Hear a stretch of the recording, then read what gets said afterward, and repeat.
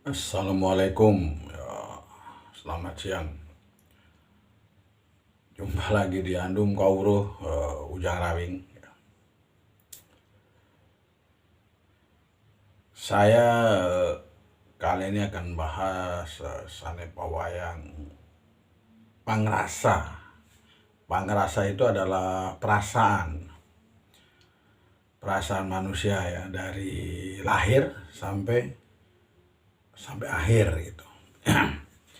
Dari lahir sampai akhir itu.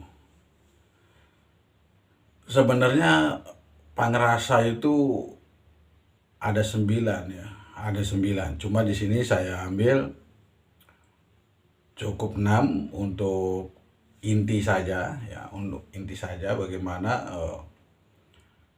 asal mula perasaan atau pangrasa manusia itu tadi sehingga sampai akhirnya itu seperti apa kan itu. Perasaan manusia itu dari sejak kita lahir itu sampai sampai umur 40 itu tajamnya itu meningkat ya, dari mulai 1 tahun, 2 tahun, 3 tahun itu pangrasa itu tajam banget meningkat, dari mulai meripat mata gitu ya, dari mulai mata, kuping, hidung, lidah, badan ya, itu ya. Terus yang terakhir itu adalah hati. Itu dari awal itu, dari lahir kita itu perasaan itu meningkat. Setelah umur 40 ke atas dibalik, mulai menurun, dari mulai mata, kuping, hidung, lidah, badan yang saya sebutkan tadi, hati, itu semuanya menurun ya. Satu-satu menurun pengrasa itu. Ini bab normalnya itu seperti itu, bab normal. Terus gimana yang non normal atau yang tidak normal ya. Yang tidak normalnya kalau kita ambil dari sisi negatif yaitu penyakit, tapi kalau kita ambil dari posisi positif bahwa rasa itu bisa memperkuat tubuh ya, bisa memperkuat tubuh kita. Kecuali rasa hati itu sampai umur kita kiamat pun dia tidak tidak hilang, karena dia memang rasa jati ya, atau jati rasa gitu ya. Jadi dia memang tidak hilang perasaan jati itu tadi. Lalu bagaimana kita cara mengolah, bagaimana kita ini supaya istilahnya jauh dari kepikunan lah ya, jauh dari kepikunan atau jauh dari penyakit gitu ya. Yang pertama itu adalah kita olah mata. Bagaimana kita melatih mata kita ini agar tidak mudah rabun atau mens gitu ya. Itu harus diolah dengan cara 2 minggu sekali kita cuci meripat kita itu dengan air garam. Tapi usahakan air garam itu air garam murni, maksudnya garam laut. Sekarang ini kan banyak garam-garam kemasan ya, yang sudah dicampur bahan-bahan kimia ya. Nah itu beda. Nah itu akan merusak. Ya, itu yang pertama. Nah kalau misalkan mata kita sering dilatih, otomatis pengerasaan mata kita akan lebih tajam dan lebih kuat buat kesehatan. Ini kita bicara kesehatan, bukan bicara gaibnya ya. Kalau urusan gaib, mata batin segala macam dibahasnya di bab lain. Nah, sekarang saya bab logikanya saja dari Sanep Pawayang ini. Lalu yang kedua itu adalah kuping. Kuping itu dari pertama kita lahir itu dia itu tampil duluan. Contoh lahir buta ya. Lahir buta itu pertama kuping. Artinya memang kuping kita ini dari mulai lahir itu brojol itu kuping yang pertama aktif gitu. Kuping mata itu duluan. Nah, makanya ada istilah orang Islam bayi lahir langsung diajanin, diberi ajan. Maksudnya agar supaya pertama dia lahir ke dunia yang dia dengar hanyalah nama Tuhan gitu ya. Makanya disitulah kuping punya peranan. Lalu bagaimana cara kita menjaga kuping ini agar supaya tidak cepat bolot atau budek ya? Sama dengan proses mata tadi, hanya bedanya ini air garam kita kasih kapas ya, atau katimbat kita olesin di kuping di saat kita mau tidur. Itu harus kita bersihin kuping kita itu melalui itu. Atau setiap kita tidur kita tutup dengan kapas. Jadi begitu kita bangun tidur, kita buka tuh kapas, yang pertama kita dengar adalah suara-suara murni, suara-suara halus, suara-suara murni, bukan suara musik ya. Nah itu dilatih seperti itu untuk melatih supaya tidak lekas budek, itu untuk di hari tuanya. Yang ketiga itu adalah hidung. Hidung itu bab penciuman. Kalau kita misalkan mencium aroma bunga di kebun atau pepohonan segala macam, itu bagus. Tapi sekarang yang masalahnya yang kita cium itu aroma masakan yang mengandung kimia, sehingga hidung kita akan sudah tidak awas lagi.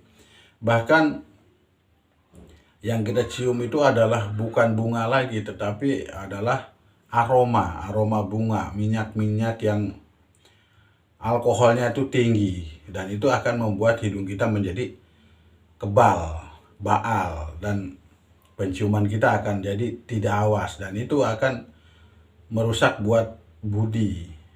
Sifat budi kita akan hilang perlahan-lahan karena dengan penciuman kita yang mulai kebal. Lalu bagaimana cara melatih hidung itu supaya tetap normal? Itu usahakan kita boleh pakai minyak wangi tapi yang sifatnya itu alami ya, bukan yang alkoholnya itu sampai 90% apalagi 100%. Ya. Atau kita lebih baik yang alami-alami saja, main ke kebun sering gitu, hirup udara di lapangan, di sawah dan sebagainya. Nah, itu akan lebih baik melatih tubuh kita lebih baik. Lalu yang keempat itu adalah soal lidah. Lidah itu soal rasa. Kalau kita sudah ini cuma rasanya dari makanan ya. Kalau kita ini nggak bisa bedakan lagi makanan apa yang kira-kira merusak tubuh kita, atau minuman yang nggak bisa kita bedakan, semuanya kita minum, kita makan, lidah kita pun akan menjadi kebal. Contoh, sekarang banyak orang minum minuman yang kemasan atau mie instan segala macam. Itu kalau kita tes, kita suruh minum kopi, dia pasti akan sambat, teriak, sangat pahit. Kenapa? Karena lidah dia sudah mulai baal. Lah sebaiknya kita hindari makanan-makanan yang mengandung esen tadi, supaya lidah kita itu normal. Dan kalau lidah kita normal, ucapan kita pun akan menjadi normal, karena perasaan lidah di situ akan sampai. Lalu yang kelima adalah badan. Badan ini adalah perasaan tubuh yang normal ya, yang sensi, tapi butuh.